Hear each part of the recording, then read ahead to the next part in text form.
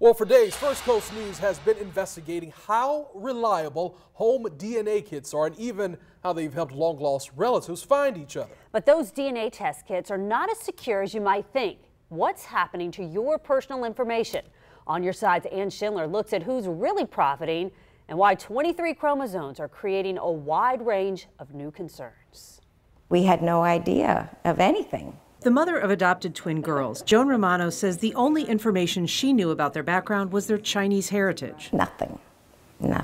It was that mystery that prompted her to buy home DNA kits.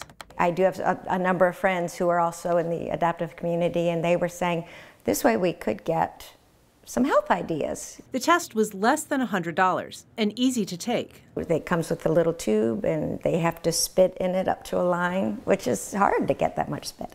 I really wanted to know if there was something that we had to ever worry about. And in just 2 weeks, it was immediate relief. For Romano, the test offered reassurance. It's just a click, click, click, and you're not really thinking about it. But Dr. Catherine Drabiak says the popularity of the kits is concerning. It's like the kits of the shower gel and the scented candles and the 23andMe. Drabiak authored a recent study examining the rise of genetic testing in the age of big data. Her research exposed concerns about how that information is stored and sold. What might not be transparent are number one, the financial motivations behind that, or also some of the privacy risks that come with sharing your information in that way. Few people realize that DNA companies routinely sell the data they collect to pharmaceutical researchers. So to have this group that's already there, it's like a gold mine. 23andMe publicly acknowledged that it sold its database to at least 13 pharmaceutical companies, each deal worth millions. Ancestry DNA's fine print claims a perpetual, worldwide transferable license to sell and use your DNA. Once you open Pandora's box, it can go off in multiple ways. Although the information that DNA companies collect is supposed to be anonymized, it's not always possible to separate genetic markers from identifying material. One MIT scientist was able to identify the people behind 5 anonymous samples in less than a day. Those concerns prompted warnings from the Federal Trade Commission in November. Those were echoed by warnings from Senator Chuck Schumer.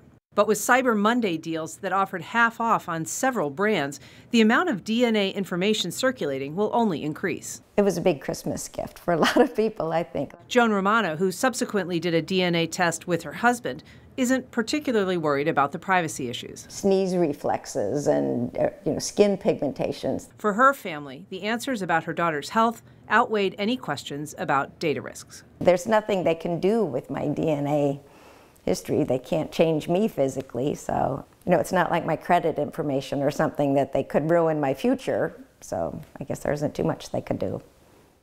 Very interesting. That was Ann Schindler reporting tonight. Now, if you have concerns about your data, experts advise that you really read the fine print before you submit a DNA kit. And that includes reading those follow-up emails from the companies that may include important changes to how your DNA may be sold or used. And you can find specific tips on what to look for. We have it all posted in this story on our website. Just go to firstcoastnews.com.